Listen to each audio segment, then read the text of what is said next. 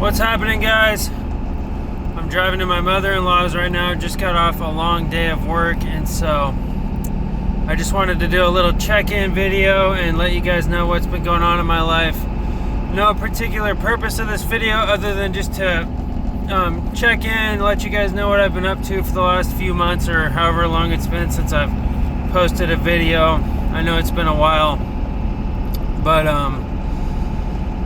right off the bat, I just want to let you all know it's been really busy, and that's the reason I haven't really been posting. I've just been going in my own life and haven't really had the inspiration or energy or time, whatever you want to call it, to be posting a whole lot of videos. And like I've said on other videos, the last thing I want to do is become deluded. I don't want to just make content for the sake of making content. I want to make content that I'm inspired to make. And for right now, I feel inspired to check in with you guys for one reason or another. I kind of wanted to check in. I'm driving here, feeling pretty chill. Had a pretty good day.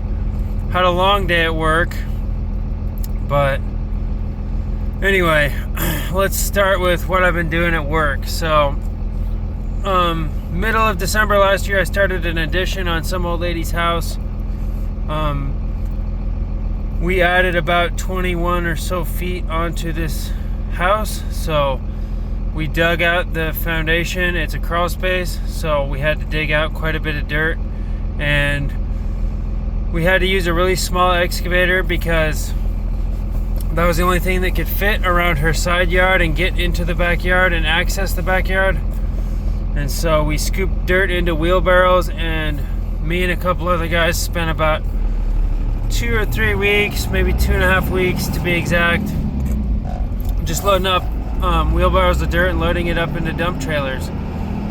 And we just did that, and it was pretty exhausting, but we got it done. And then I formed up the foundation, since I'm the only one in my company that knows how to do form work. So I formed up the footings and stem walls. We did a mono pour for that job, so that basically means you pour your footing and your stem wall at the same time. And if any of you guys that have watched my channel way back in the day, I started this channel when I was doing form work full time. So when I started this channel, I was doing housing foundations. I was doing concrete full time. We would form up basements, stem walls, footings, big high, 10-foot tall, etc. basement walls, a lot of rebar tying. I did that for a year full time, and that was nice because I gained the skill of being able to form concrete, which is a valuable skill. And I find a lot of people, at least for me in the remodel space, a lot of people don't know how to do that. And so I'm kind of the go-to concrete guy in my company. And I don't mind doing it, but I wouldn't really want to do it day in and day out. So we did a mono pour. I actually wrapped tie wire all the way around my footing. You guys probably don't know what I'm talking about, but for those of you that have done construction and know what a footing and a stem wall is, I wrap tie wire around the footing about every 16 inches, every 2 foot maybe. And I wrap it around itself a bunch of times so that the footing is super strong. Because when you're doing a mono pour, it adds a lot of weight, it adds a lot of pressure on those footings, because the concrete's incredibly heavy, as I'm sure you guys are aware. So anyway, fast forward, we get the walls all framed, and now I've been working on the roof. It's week 2 of the roof, and this is a difficult roof because there's a lot of overframing involved. And so basically what that means is, here in Central Washington, most of the roof work we do is done with trusses. We don't do a lot of stick framing, we don't do a lot of rafters.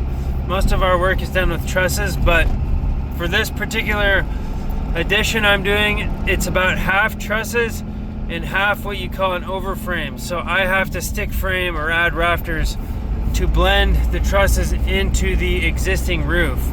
And it's been pretty tricky because there's lots of hips and valleys and different angles I've got to figure out, and there's a a big cricket in the roof I have to build, which has been pretty challenging because I know how to stick frame a roof. I know how to do rafters and do cheek cuts and hips and jack rafters, but I don't do it very often, so I'm pretty rusty when it comes to that. So this is probably the most challenging job I've done with this company so far, but I'm happy with how it's turned out. And in fact, the lady that we're doing it for has been so happy with our work. She actually tipped me $500 yesterday, which nobody in my life has ever done. Nobody's ever tipped me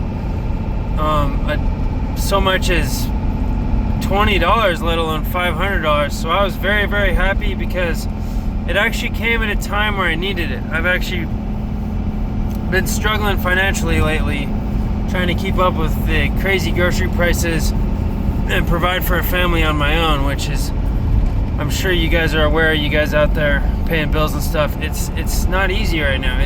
Prices are out of control. It's just it's an interesting time we're living in, but one way or another I'm making it out. I'm making it through. And then another thing I need to tell you guys about, right after, it was a couple of days before Christmas, I actually had a pipe burst under my sink in my kitchen. And so I'm walking down, I'm groggy. I just woke up in the morning. I step in something wet coming down the hall. I think, oh man, the dog peed or the dog had an accident. I'm still half asleep. I keep walking down to get a towel or something to clean it up, and I just hear water gushing out. Psst.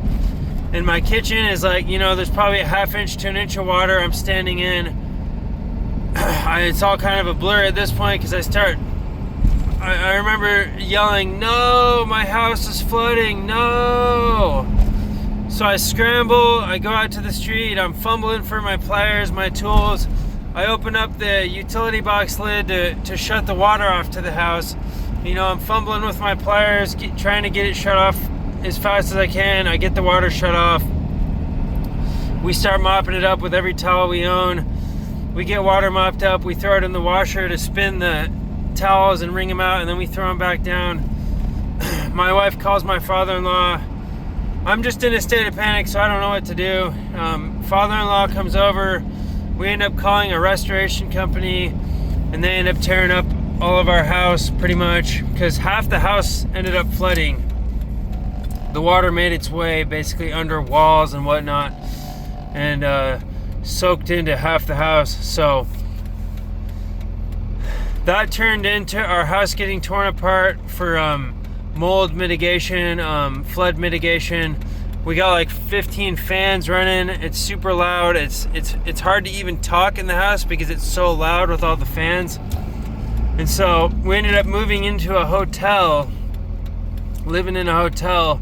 We stayed in the hotel for about 2 months, but it got to the point where I decided to remodel the house myself with the help of my father-in-law and a couple of family members, but I did 90% of it myself because the restoration company was like, look, we're gonna bid 20 grand to do this job, and they were gonna put all the old stuff back in our house, all the old junky cabinets, the old nasty laminate floor. And I was like thinking, no, I can't do that. This is my one shot at being able to afford to remodel my house. And so we took the insurance money, pocketed it ourselves, and we hired people to do the painting. We painted the house white, repainted the ceiling, and then I hired a company to do all new carpet, all new laminate flooring. And so 90% of our house before was carpet, and so we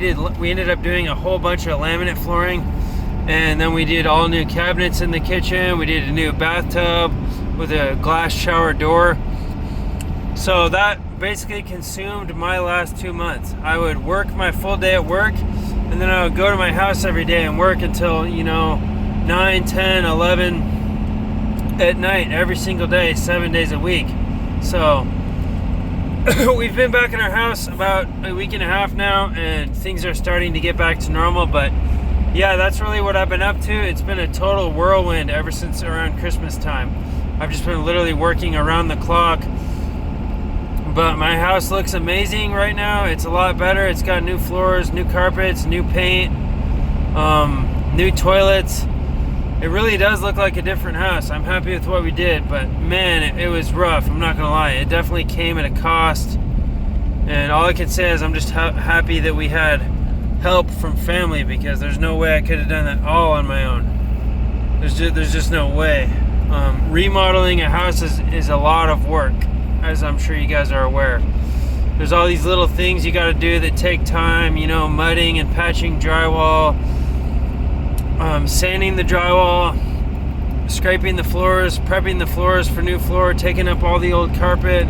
It's just a lot of stuff to do, and then caulking everything and doing all the baseboard trim. I did all that myself. I did all the base trim.